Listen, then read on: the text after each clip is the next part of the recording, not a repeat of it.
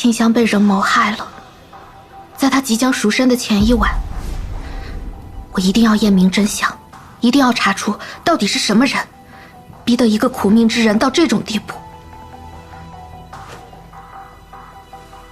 而这对莫名冒出的兄嫂，背后究竟有谁指使？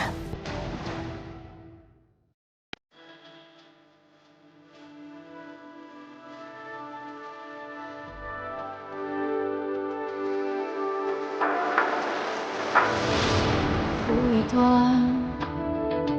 要告别的离场。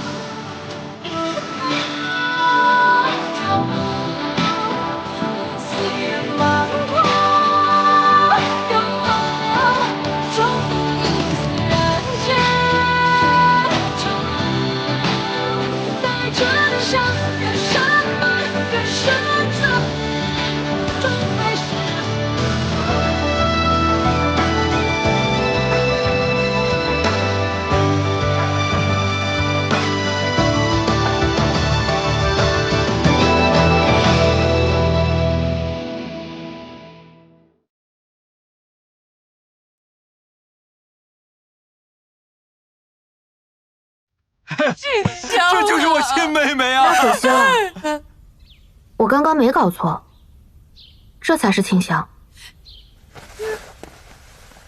你有完没完？有准没准你？这话该问你们，自己的亲妹妹都认不清吗？我们跟她见面也不多呀，还敢狡辩！来人，在，拉出去给我打，打到说实话为止。是，王爷。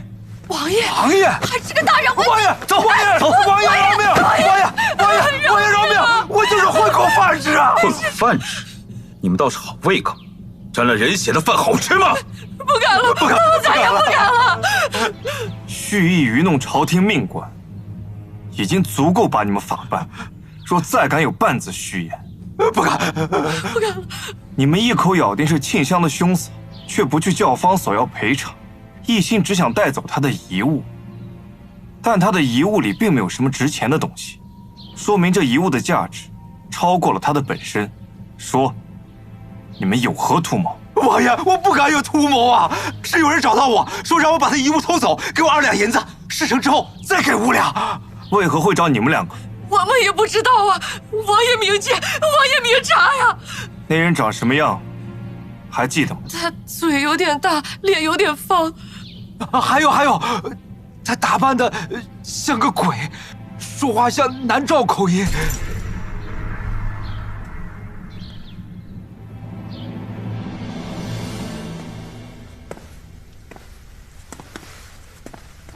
王爷，怎么样了？老嚷嚷着要见鬼差给他续命，老说自己要死了什么的，人不人鬼不鬼的。赵森瑶，你说的鬼差，真的是南诏人吗？鬼差，快把鬼差找来，给我续命！你觉得他敢来这里吗？还不如实找来。我说，他就是死了的神策军校尉周翰。周翰竟然是他，那你之前为什么不跟我们说？他是个死了的人呢，是鬼呀！我说了有什么用啊？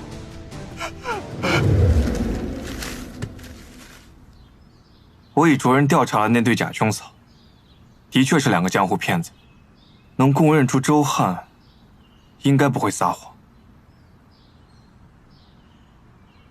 王爷，你想到什么了？右承安的话，这个假周翰冒充鬼差，在长安城频繁活动。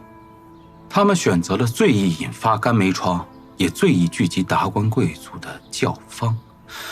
利用沁香这些姑娘，通过所谓的迷香招揽生意，再通过男女之事扩散甘梅疮，在长安制造恐慌，最后再将沁香灭口。据画眉姑娘回忆，此香出现已有半年之久。南诏选择如此阴毒又不露痕迹的手段，草蛇灰线，暗藏雷霆之军。沁香被杀，肯定是灭口。他们想遮盖的，定是一局更大的棋。南诏到底在图谋什么？别怕，王爷，我只是第一次这么真切地感受到，你日夜忧思，是在担心什么，承担什么。大唐和南诏的战火，早就已经在暗处燃起了。三法司的动作果然够快，孔雀指使我寻人去伪装沁香的兄嫂，我还不明所以，为何这点小事非要我亲自来做？他这是拿我当活靶子，吸引三法司的注意力，好将他自己藏起来。那大人现在岂不危险？好在我运筹帷幄，甩给他的鬼差去办。可孔雀行事从不与人商量，分明是没把您当同僚。同僚？想多了，在他眼里啊，你我都只是棋子，连人都不算。我很好奇，他究竟是何方神圣？接下来他又会搞出什么花样来？有件事情，我交代旁人不放心，还要辛苦你出京一趟。出京？做什么？找一个人回来。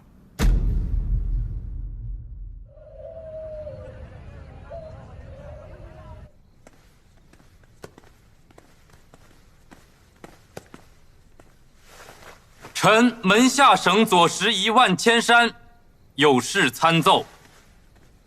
状元郎，今日又要参谁啊？臣的奏折当中皆有说明。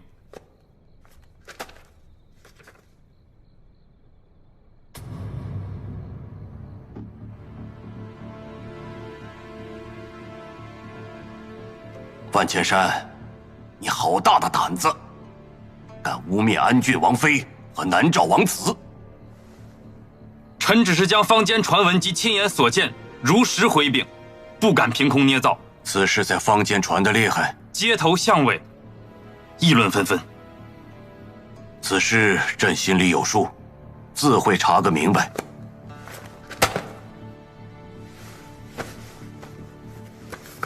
万千山，在此之前，别随意声张，闭紧你的嘴。是，臣告退。陛下，贵妃啊，赐座。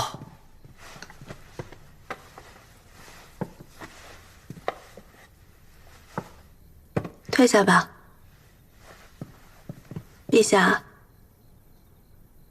其实今日臣妾来是为了分内之事。近日朝廷贵妇间都有一传闻，起先臣妾并未放在心上，可今日传言愈演愈烈，臣妾担心影响前朝事务，这才不得不来禀明陛下。什么传闻？传闻说，安郡王妃和南诏正使有陈案，私通。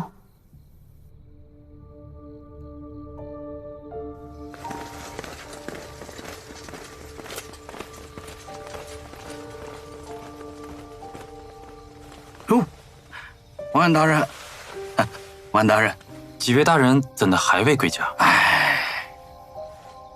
这不是说起了最近安郡王妃的传闻，王府之爱，国之不幸啊！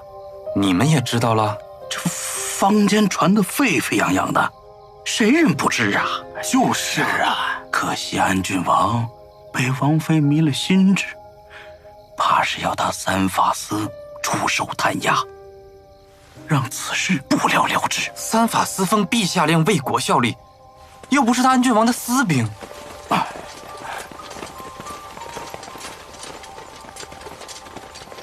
这私兵不私兵的，陛下宠爱安郡王，他军不救，谁能说什么？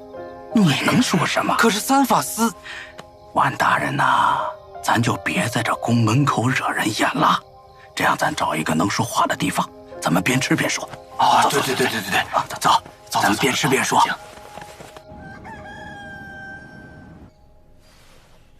万千山参楚楚行为逾矩，与右陈安过往甚密，参你将三法司视为私兵，你怎么看？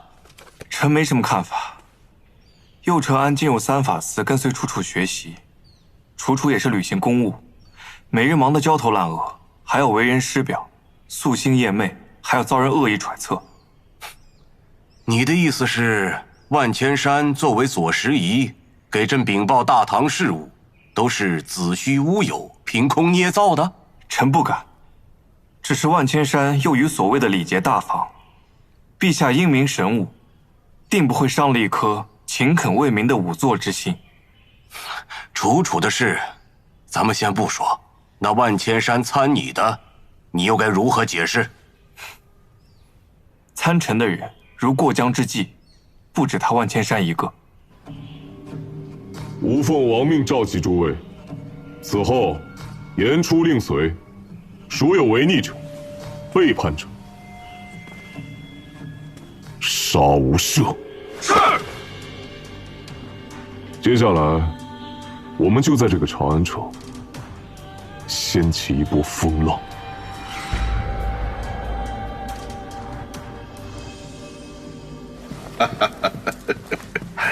父王，父王今日何事这么开心？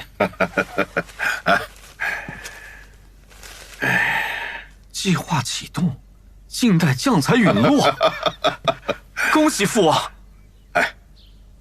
九州备战如何了？父王放心，万事俱备，只待父王一声令下。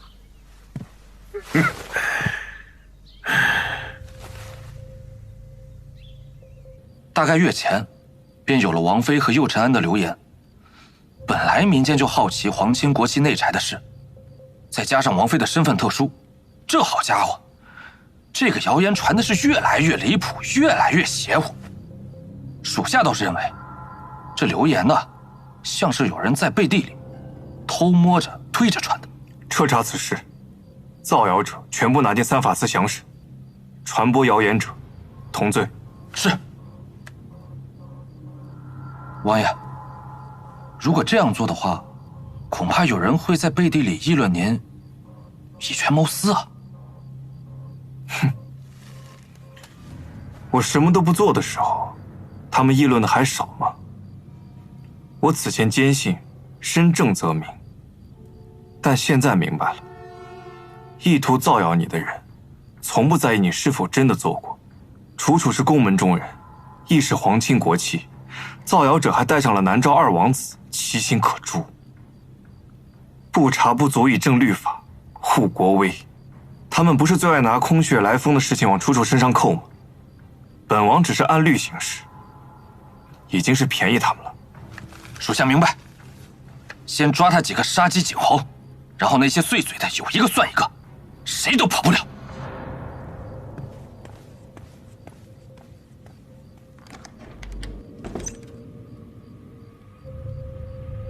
你们这不就是结党吗？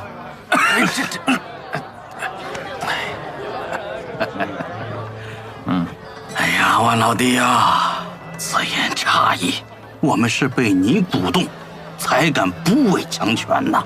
是啊，是。不必。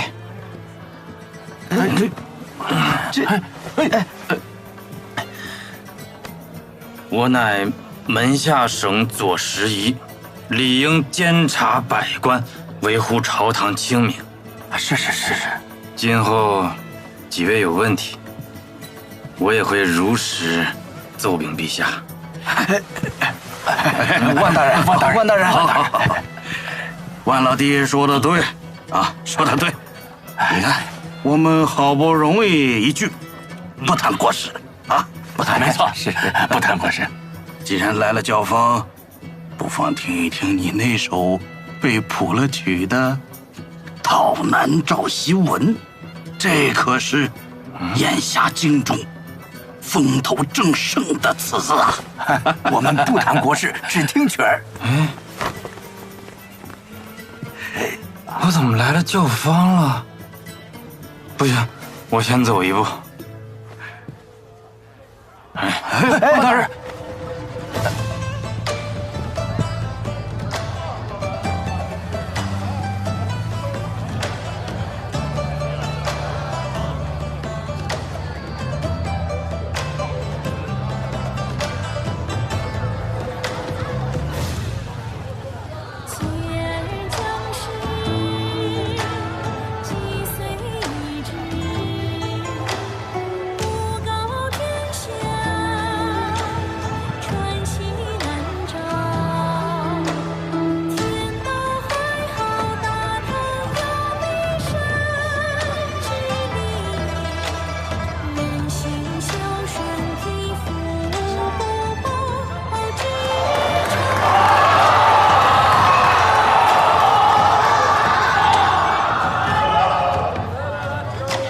我泱泱大国，前途之系，悠悠万世，民之所向。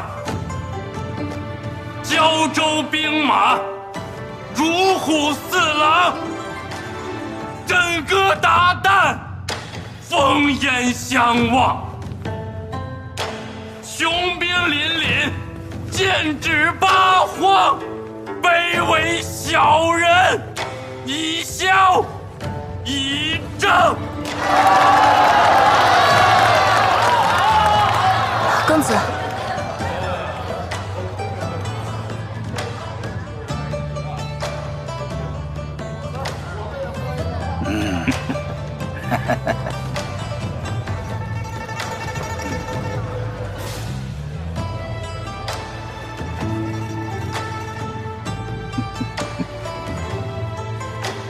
比山川浩，赤胆吞日月，披甲奋前行，祈念一身名。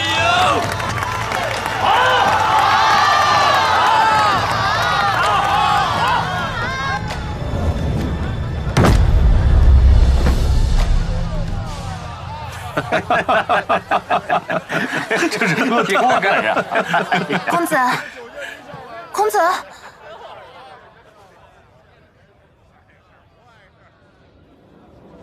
没气儿了，死人了，死人了！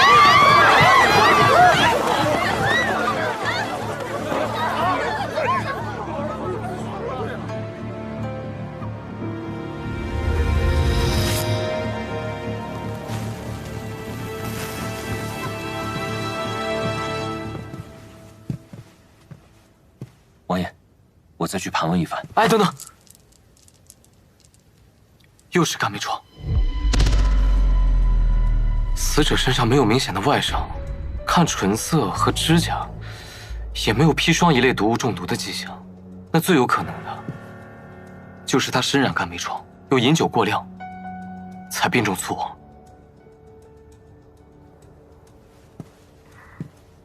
不直接接触尸体，很难查验清楚。我还是想看一下。听你的。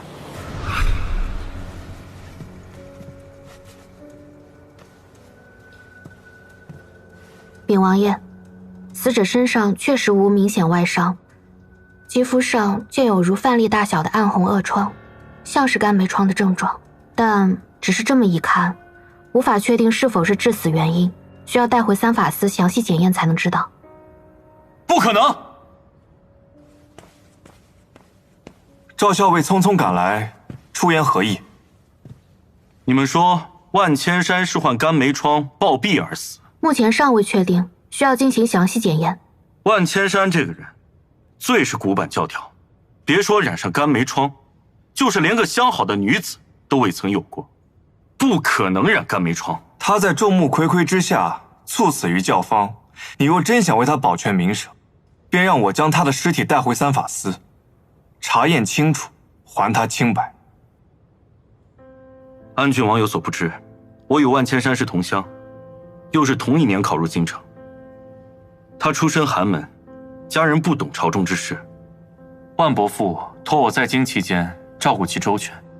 虽我二人在朝中政见不合，多有矛盾，但万兄现在溘然长逝，我必然遵守承诺。过往之事已不可追，我们只知道你们二人是死对头。如今万千山暴毙身亡，你又阻止我们验尸，莫不是万千山之死和你有关系？你血口喷人！赵校尉，二王子，慎言。赵校尉，此事你不应该插手。你要知道，若不查验万千山的死，便不能以凶案进行调查处置。你说你能替万家做决定，但若其中真有冤情，凶手便会逍遥法外。你如何向万家老妇、向万千山交代？王爷说的是，那我即刻修书请示万兄家乡的父亲，再做定夺。到那时恐怕尸体早已腐烂，没法检验了。可怜万千山死前为国鞠躬尽瘁，死后却连件合适的殓服都穿不上了。感谢王妃提醒，回去我就会找人将他大葬。赵校尉可能不懂，入殓者的衣服最好在死前就穿好，这样最为熨贴。如果是这种夭寿者，那最好也是身体余温尚存之时穿好，否则躯干僵硬，四肢肿胀，手脚痉挛，那再好的衣服也无法穿戴合身了。哦，对了，夭寿者的衣服5件合一，裤子要比上衣少2件。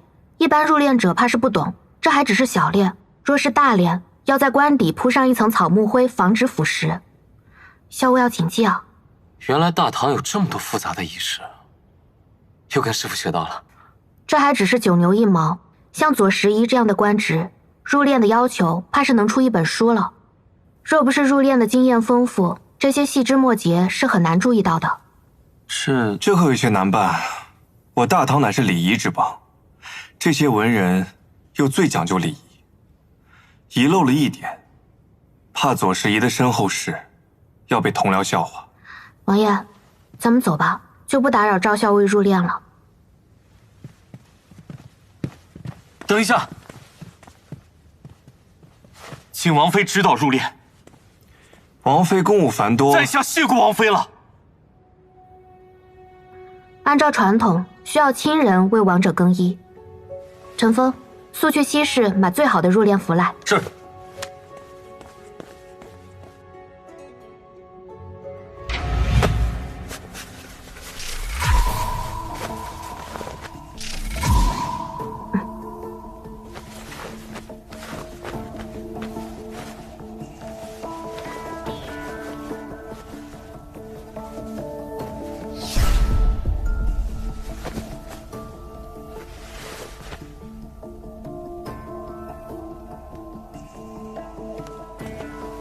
这万千山死时应该是有陌生人出入教坊的，但当时战歌响奏，整个教坊人都跟着唱和，吵吵闹闹，根本找不全人。我算是看明白了，这教坊司啊，跟我犯冲，去一次多一趟差事。王爷，王妃已经验过万千山的衣物，命属下将检验单交给你。王妃呢？王妃说她接触过死者的衣物，担心身上会有疫病残留，决定先沐浴更衣，今夜别宿在别处，让王爷自行休息便是。我去看看。哎，不许去！你身子怎么样，你自己心里不清楚？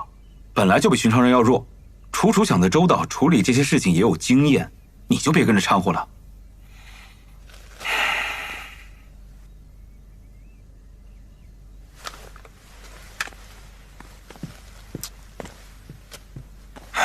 这段时间我真的是乱了阵脚。王爷，这就是你的不对了。不能因为楚楚整天念叨玉面判官，你就真的把自己当神仙了。你心悦楚楚，被牵动喜怒哀乐，这是正常的。我倒是觉得你这3年过得更有人气儿了。你现在越来越有景阁老的气质了。你呀，就是习惯把什么都往自己身上背。从前背着我，背着冷月，背着三法司，背着驸马的冤案，如今背上楚楚还不够，想把整个大唐背身上。你就不能想着把我们从背上拿下来放在身旁？你得相信我们能从你的负担变成你的助力。我从来没觉得你们是我的负担，谢谢你，把我从牛角尖里拽出来。跟我客气什么？真要客气啊，把我输给你那些银子还给我。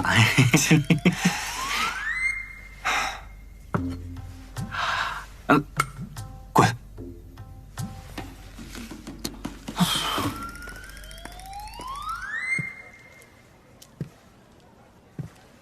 这次这件事情，是不是孔雀所做？咱们没有收到消息，还不确定。如果这次又是他，那他的胆子是越来越大了。他把这个坑挖得越来越深，回头他在暗处跑了，不会拿我们来填坑吧？三法司那边有什么动静？赵凤鸣坚持入殓，萧锦瑜也只能放了尸体。眼下还没有别的消息。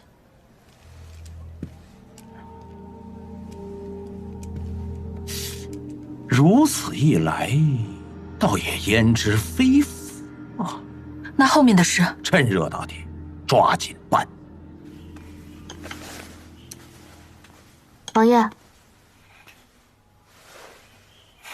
三法四五做楚楚，知法犯法，该当何罪？我做错什么了？说好了互不隐瞒，坦诚相待，谣言的事情却不告诉，难道不是知法犯法？王爷，你在意此事啊？我是在意你。来，坐下吃点东西。这件事情起初是有点生气，但是事情一桩接着一桩，一不小心就给忘了，回来就忙着验尸，更顾不上那些流言了。现在想想，把那些嚼舌根的人捏在一起，也没有验具尸体来的重要。楚楚，你是旷野里的乔木，值得更宽广的天地。你放心，此事我一定会查清楚。乔木不惧任何风吹雨打，但是也不应该让蝗虫攀咬。王爷，你哪学来的这些话？谢谢你。吃饭，来。不过，我跟万千山由此过节，还方便继续查他的案子吗？你觉得他还有可查之处吗？万千山染肝梅疮的病程，还值得推敲。怎么讲？他虽然醉酒，却没有酗酒而亡的特征。若真是因为肝梅疮并发而亡，可他身上的恶疮，才只是刚发不久的样子，不足以受酒气催发危及性命，所以，便只剩下一种可能。什么？他用来治疗肝梅疮的药。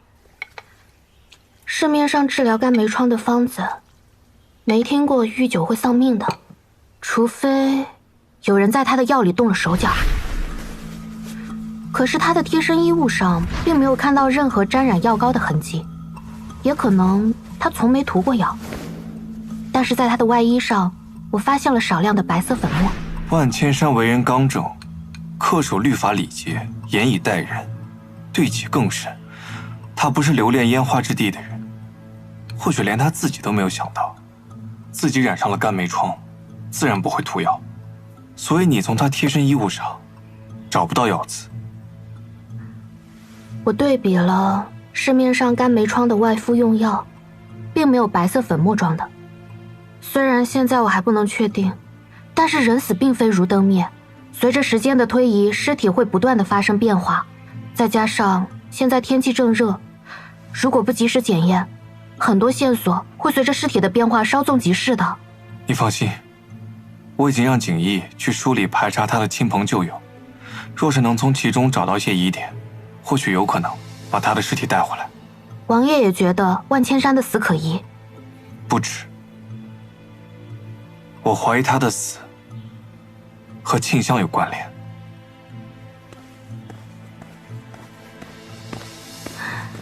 王爷，宫里来人传你和景少卿进宫。这么早？什么事？金公公带话来说，不是好事儿。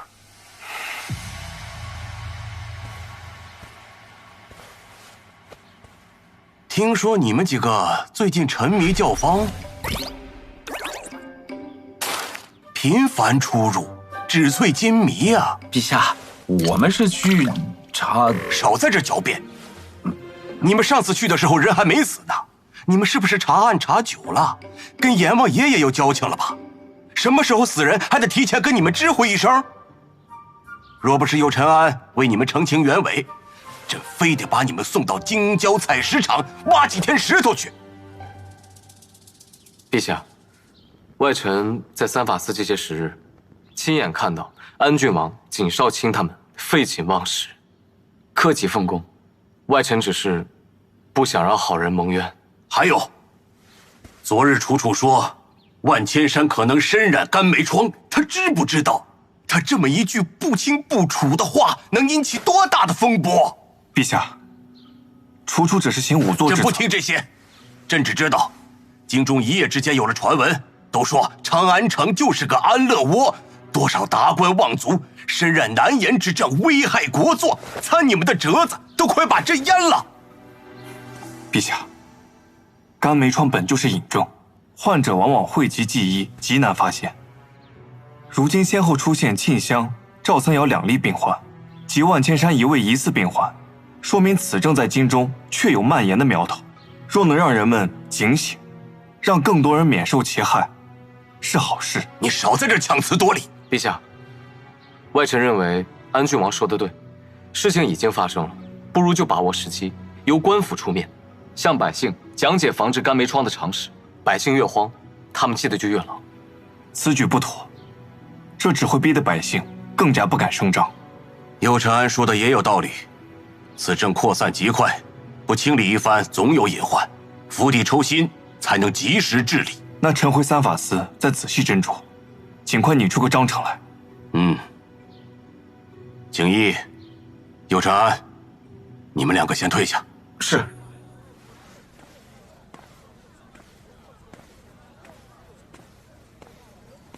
哎呀，赵小将军，看您今日红光满面，想必是心情不错。哎呀，那万千山与您本是同年的文武双状元，却不曾想自命清高，平日里处处挤兑于你，没想到他自己呀，先死于肝霉疮之手啊！啊，真是可笑，可笑啊！还是赵小将军慧眼识人呐，难怪往日你总瞧不上他。这赵小将军在军中那是日夜操劳，为国为民呐，哪像他只会动动嘴皮子罢了啊！就是嘛。那日三法司并无定论，安郡王妃也只是说疑似。怎么，你们比安郡王还厉害？就凭一双耳朵一张嘴，就能断定万千山死于肝霉疮？我们是……我告诉你们，以后要是再让我听见你们在背后嚼舌根子，我就打断你们的狗腿！是。刚才右陈安在时，你欲言又止，是又有什么能让朕夜不安枕的好消息了？神官法师一案，背后恐有其他的阴谋。赵森瑶也成为被别人利用的箭。你是说，从神官法师到沁香，再到肝霉疮，可能都与南诏有关？是。背后之人行事缜密，三法司尚未拿到确凿的证据和关键信息，能撒下如此周密的网，南诏怕是蓄谋已久。他们一面滋扰边境，一面在长安行事，野心不小。